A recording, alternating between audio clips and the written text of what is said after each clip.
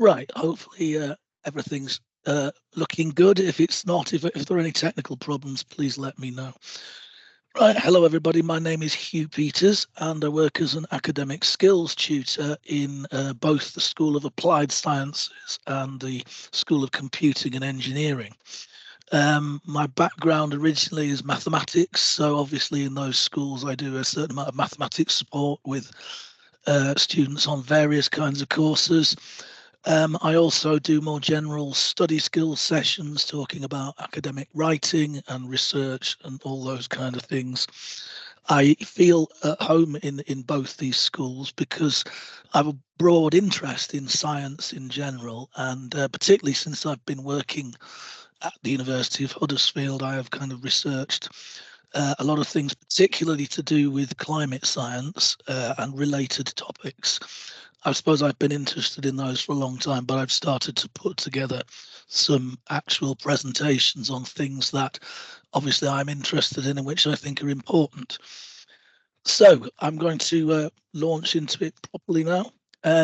Planetary health. This is a relatively new idea. It's a kind of multidisciplinary health study which says that in order to understand the human health now in the 21st century, we have to think about human health in terms of the health of the whole ecosystem and all the physical systems in which our health and indeed the health of the rest of the biosphere depends. So there are actually organizations now which you can look up. There are some links, even the title slide there. The Planetary Health Alliance is an organization set to bring together people who are involved in all different areas of academia and also health. And the general idea is that if we don't look after the ecosystems that we live in and the physical systems of the planet, it will have bad impacts on health, both of individuals and of our whole species, and of course, other parts of the biosphere. So one kind of view that you often hear expressed is, oh, this is all just doomism, and actually aren't things really getting better? Agricultural yields are improving, we're discovering new vaccines and new ways to fight disease, and isn't everything kind of getting better? Well, the reality is, although those things are true in simple terms, actually the way that the things are changing in the broader picture, those gains are under threat. We've actually seen life expectancy in the UK, for example, start to decline. These things are not unrelated to what's going on in the wider world. So here's a diagram from a scientific paper about 9 areas that we should be concerned about. So obviously climate change is one of them, acidification of the oceans, pollution of nature at the bottom there, biogeochemical flows, like particularly agricultural runoff from use of pesticides and fertilizers in agriculture. Obviously, land system change is happening all the time, deforestation and so on. And we can see these various things there. And interestingly, at the top, there's a thing for novel entities, things that haven't happened, that we haven't seen coming. Now, this is from 2015, and you will see that there are basically 2 of those markers are into the red danger zone. There's nothing in the novel entities. If we look at an updated version of this is 2023. A lot more of these thresholds, as they're called, have been crossed. The biogeochemical flows have obviously increased a lot. Climate change, you will see, is pushing into a kind of rather livid kind of purple colour, and the fresh water thing has moved out a little bit, which is towards the red, which is a bit concerning. So all of these areas are kind of interlinked with each other in some ways, and they are kind of caused, if you like, by the way in which we produce things, the way in which we use resources, and the way in which our world currently runs. all of these things are going to have an impact on health. What are the consequences are we talking about? Well, we're talking obviously about the immediate effects of global warming and extreme weather, possible disruption to food supplies, biodiversity loss is a major concern. I've mentioned pollution and so on. So all these sort of things, this is another diagram essentially showing the same things. And these all obviously impact on human health and the health of large groups of people, and the impact, of course, on natural resources and the natural world. So just to take one of those examples, I'll be talking more about climate change in a while, but we use more and more water.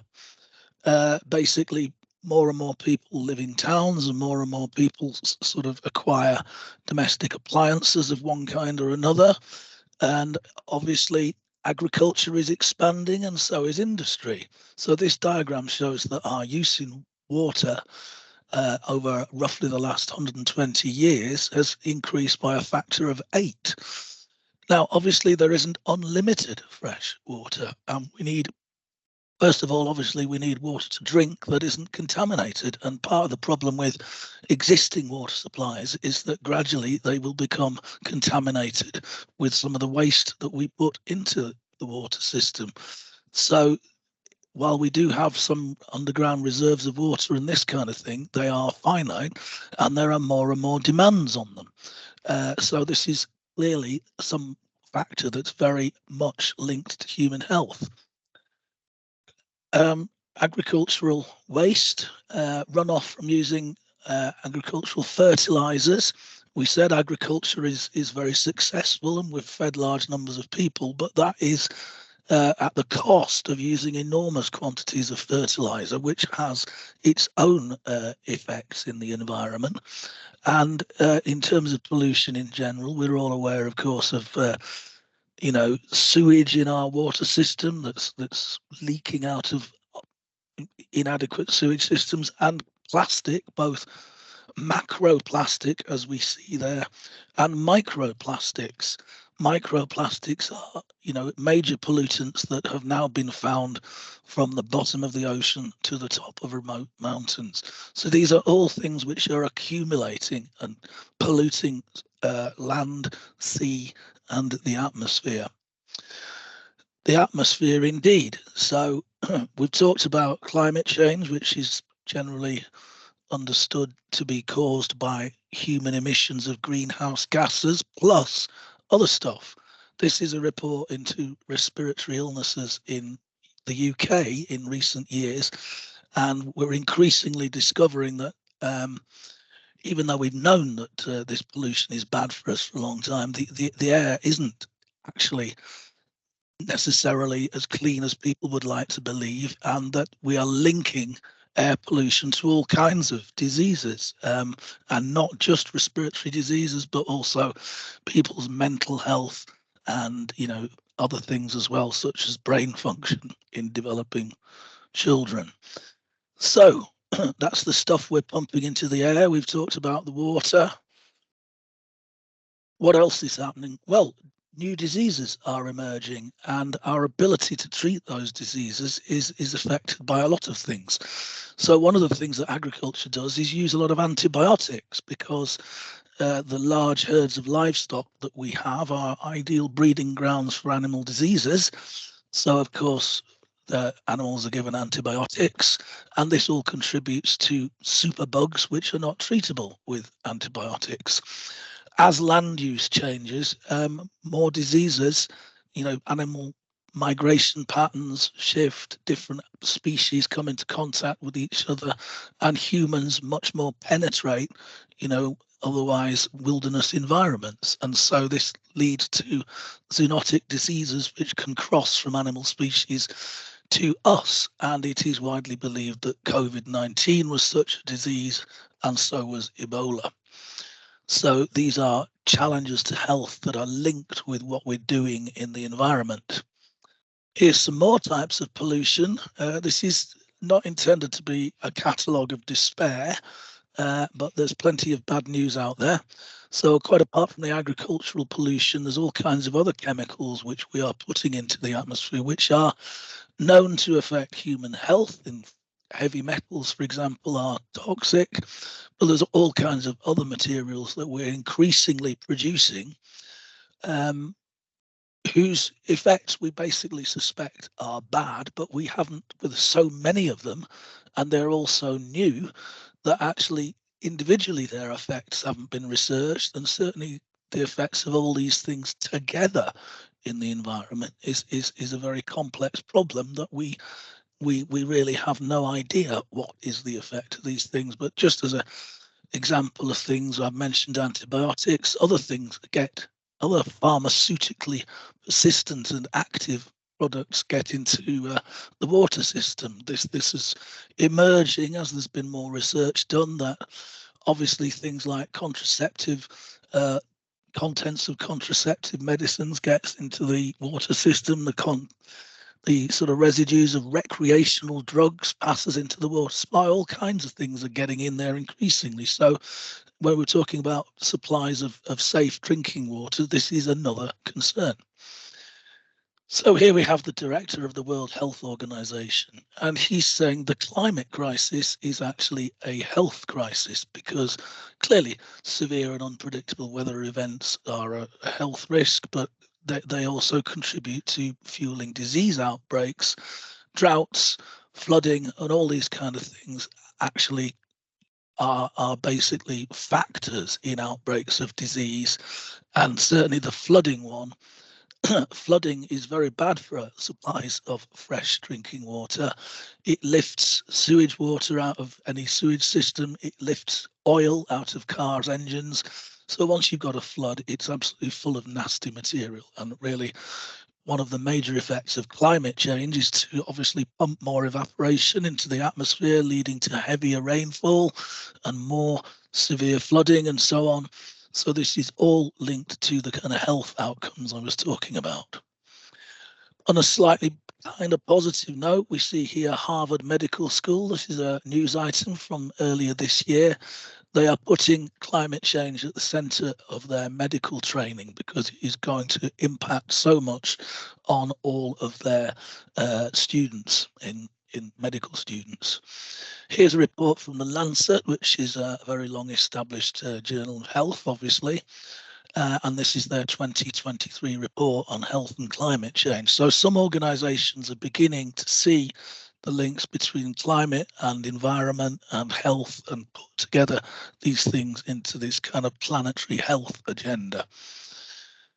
So what is causing all this? Well, some archaeologists and anthropologists are now talking about the Anthropocene, the era in which human activity came to kind of dominate every other factor on Earth. It's a bit of an academic question. When did it start, really? Because I think ever since humans invented fire, we will have had some impact on the environment. Obviously, that's a very long time ago. Some people sort of talk about 1750 or 1850, the time when we really began to kind of burn fossil fuels in earnest, and to release huge amounts of pollution, and obviously release large amounts of energy and increase our population. So often we talk about the middle of the 19th century, 1850, 1880. We humans in our time here have changed the climate. The climate would have been very, very, very slowly cooling. That would have been what we'd expect with all the natural factors that come into climate. But somewhere around, the middle of the 19th century, that began to change because of our burning fossil fuels, meaning coal, oil, gas, petrol, and other associated products that basically come out of the ground as fossils. And the waste gases from that, principally carbon dioxide, have a kind of warming effect. It creates a kind of blanket which traps the heat that's always arriving from the sun. It's always arriving, it's always leaving. It leaves more slowly because of carbon dioxide, and that accumulates heat in the atmosphere. Here's a quick graph of that showing that turnaround from around 1880. There isn't really time to explain all the complexities of this, but as you see, the graph begins at 1880 and it's climbed steadily up until the present there on the right of the graph. This is from the NASA website. I will put some links in at the end if people want. This is quite a famous graph called the hockey stick, and this one shows the temperature increasing since the year about 1000. So this is roughly the last 1000 years, and you can see that it starts to turn around somewhere in the middle of the end of the 1800s there and climb very rapidly, particularly since the Second World War. And obviously there's been a huge increase in population since the Second World War and a huge proliferation of motor cars and aeroplanes and all the rest of it. Just to put this in a bigger scale of human development, this is the last 500,000 years. We humans, we Homo sapiens, kind of evolved somewhere between 300 and 200,000 years ago. I don't think we can say exactly when, but somewhere in that time scale. And for most of the right-hand side of that picture, we were hunter-gatherers. We only started farming in the last 10,000 years or so, right over there on the right of the picture, and that's when we started to kind of seriously interfere with the environment. But even so, the very worst of it has been in the last 200 years. Here's a picture of that period with the temperature again on the left, and it goes back to roughly the beginning of agriculture. We started farming somewhere between, so we say, 8,000 years ago, and 12,000, probably not all at once everywhere. There were different places where it evolved independently. But the actual temperature anomaly, and I apologize for that technical term, I don't think there's really time to go into that at the moment, but it's a measure of the atmospheric temperature. Has been roughly constant. It hasn't changed very much in that period. And what agriculture depends on is a relatively stable climate. Not that it doesn't change regionally, but that there will be broad bands of the global kind of terrain and climate zones that will be stable enough for people to cultivate crops. And that has enabled us to grow our population to around 8 billion and support all those people with farming.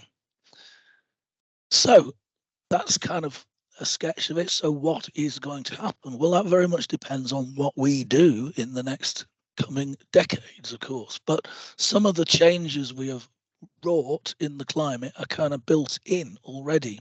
So we'll just look at a few of those very quickly. But just to show you United Nations Sustainable Development Goals, against the backdrop of those threats to our kind of biosphere that I've talked about, the United Nations thinks that everybody should have good health and well-being, good education, not be hungry, have clean water and so on. So these are the sort of challenges to actually bring those a bit closer in the context of what's happening in our environment and our climate. So some places will have unlivable temperatures. There already are parts of kind of equatorial regions, parts of Africa and the Middle East, parts of the Asian continent that are experiencing just more or less intolerable heat. One thing that can be done with that is to make cities more friendly for people. We'll come into some of the solutions later, but basically warming itself presents challenges. Sea level rise, even if we stop pumping gases into the atmosphere today, the system is such that the ice will continue to melt for some centuries to come. So inevitably, the sea is going to rise. That will affect low-lying countries. It will affect many of the world's major cities because, for obvious reasons, they're often built on river estuaries near the sea.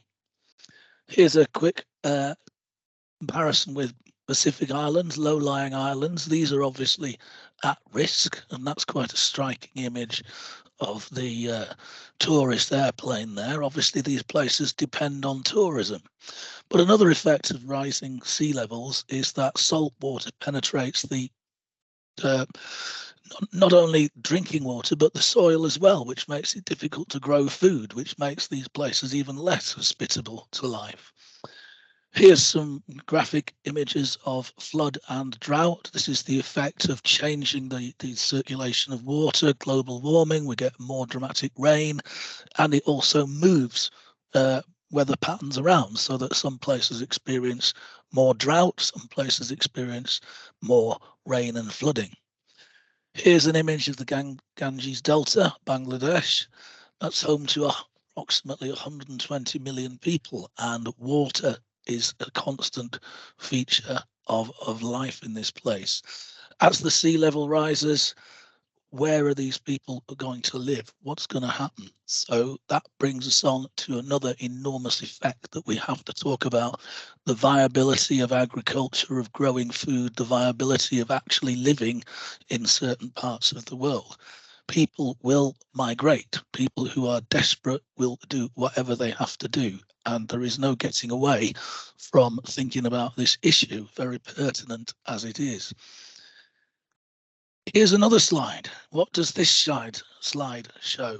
Well, we've lost a lot of species, so they're not there. So they might as well be blank photographs. The species that we have lost and will probably never be able to recreate. The loss of species is something we've been keenly aware of, and the effect that is going to have within the ecosystem. I'm not a biologist, but I know that people who study these things are very concerned.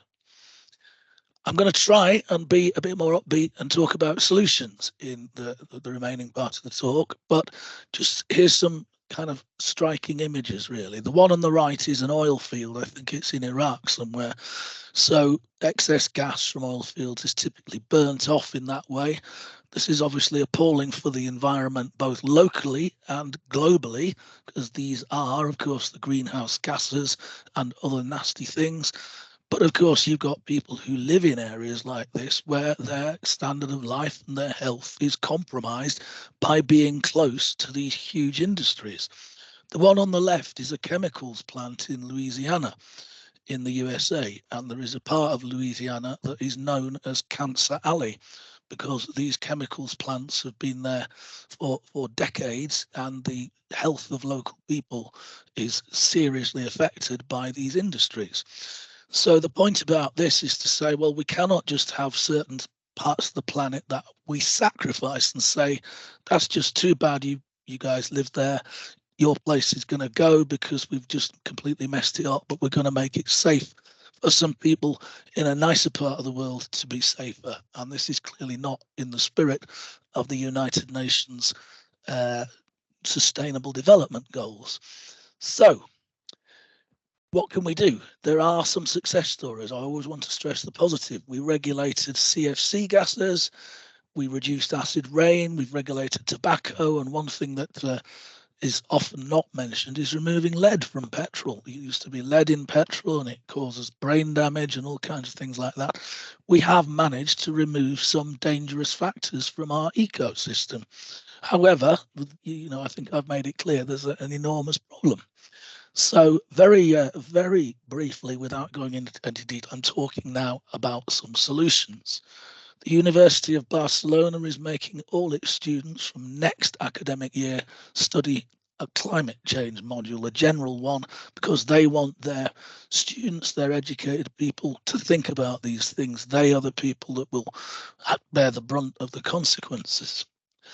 What can we do in general in terms of technology? We can develop renewable resources. They are fantastic. We haven't solved all the problems, but we already have these technologies: solar, wind farms, biofuels, geothermal power. They exist, these technologies, so we should be expanding them. Transport, we need to clean up transport massively. We need to electrify things, and we need to kind of rationalize the amount of stuff that people actually consume. Here's the Jaguar factory in Wolverhampton. It's got solar panels on the roof. Even in our climate, it can generate 30% of its own electricity requirements. So by using our brains and being creative, we can find solutions. We can make cities much nicer to live in. People are inevitably going to live in cities. We can do things to make them healthier and reduce the effects of climate change. So this building with a living wall is both warmer in winter and cooler in summer. Here's an actual picture of Singapore, which is a modern city with very green credentials. Here's a picture of an urban farm in Paris. It's growing strawberries on the roof of a building. We need to rethink the way we design cities and make them cleaner and make them nicer for people to live in. But also in terms of people, not everybody's going to live in a city. There are ways we can use these technologies to improve everybody's quality of life.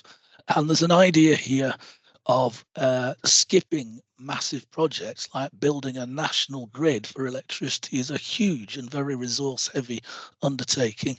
It's not essential that that's done, because we can have microgrids and smaller scale solutions that are more appropriate to local needs, rather than thinking everybody's got to have a massively industrialized grid and telecommunications and all the rest of it.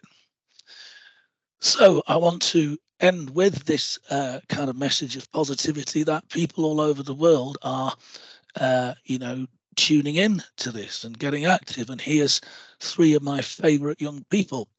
That isn't a particularly good photograph of them, and I like them, so I'm going to put them up there.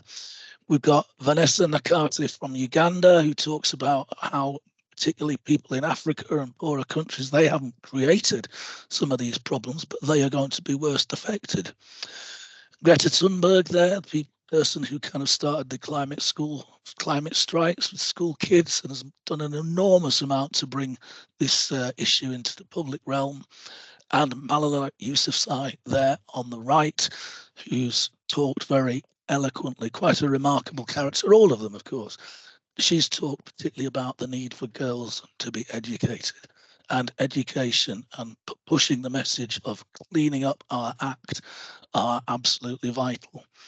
Just going back to the previous slide, there's a quotation there from Kate Marvel at NASA, and she says, as a climate scientist, I want you to know I have something better than hope of certainty. We know what's going on. Scientists have been shouting as loud as they can.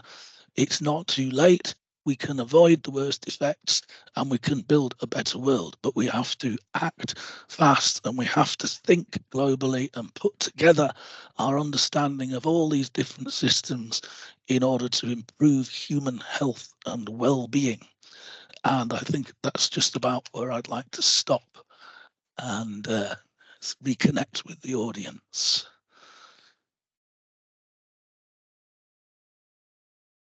That was brilliant. Thank you, Hugh. Oh, thanks. Right, I'm just turning that on and putting my camera back on. Right, I don't know, does anyone have any comments or questions? Or I'll just check the chat. Lucy says, thank you, Hugh, amazing. Does anyone have any questions? Okay, so where will we be able to access the recording when it's done? So it'll be recorded today, and there's a few policies and procedures we need to go through first. Yeah. And hopefully it'll be going up on the university YouTube page, and we'll be able to link to that on the sustainability page on the website. But how long that takes, I'm not quite sure. Okay, well, I'll obviously be interested to listen to it back, so because I want to kind of recycle it, obviously, and improve it, and hopefully someday present it to some students. Fingers crossed, fingers crossed. No, just a quick thank you to to everyone that's come today, and I know some of you will probably have taken your lunch hour to come and listen to Hugh. Oh, we have one question coming in from Laura Wood saying, do you think there is a conflict between the university sustainability goals and offering MSc courses in oil and gas, for example? Well, I suppose I have to say I do. I mean, there's a fairly clear one. The university's gone to a fair amount of trouble, of course, to recruit students to that course. And I've actually met and worked with some of them, which is kind of quite interesting. I mean, extremely interesting bunch of guys from Libya. They know a lot about geology and a lot about everything, really. But of course, that is not the technology of the future. And I mean, I'm aware, for example, people in computing and engineering, they used to do a lot with just traditional cars, fossil fuel cars. A lot of that has been changed to looking at electric vehicles, and so the university has to change. Yeah, I mean, I think that's a fair point. Yeah, I think it's contradictory, and it's been one thing that's been pointed out by Kevin Anderson, who's climate and energy policy person at Manchester University. He said, the very idea of a university, we encourage international students. Obviously, we want people to fly back to the UK, but not only that, what we sort of promote as a global professional, is someone that has a kind of high consumption lifestyle, and they get a good degree and a postgraduate degree, and then they earn lots of money, and then they can have a kind of high consuming lifestyle. And Kevin Anderson indeed was saying, universities need to sort of think, well, what is the purpose of education? And or one thing that I would be promoting, of course, was, that we are, as global professionals, very conscious of the global impact of everything that we do. And my goodness, it's time for us to put our heads together. It is a university, and start thinking about solutions, and not just digging up more coal and opening more oil wells and having bigger and bigger cars and all the rest of it. I most certainly don't wish to come over as being preachy. I'm sure all of us have contradictory things in our own lifestyle. I mean, I'm not a vegetarian, for example, but I'm in the process of trying to eat less meat. And I think we're all going to have to see things. I mean, I'm aware the climate's changed in my lifetime, and I'm going to have to do things differently for this part of my life. And I have one daughter. I don't have any grandchildren yet, but that's a very big concern, and I'm sure it is for a lot of other people as well. Good question, Laura. Thank you. Lately, she follows up with saying, I struggle ethically with buying library resources to support that area of research. I just wondered what your feelings were on that. So that was great. Well, I think I'll just say something that's kind of vague. Yes, I share your concern, and I think we have to look at what can the university do, and how sustainable is it that we could go on teaching those courses. Yeah, very good point.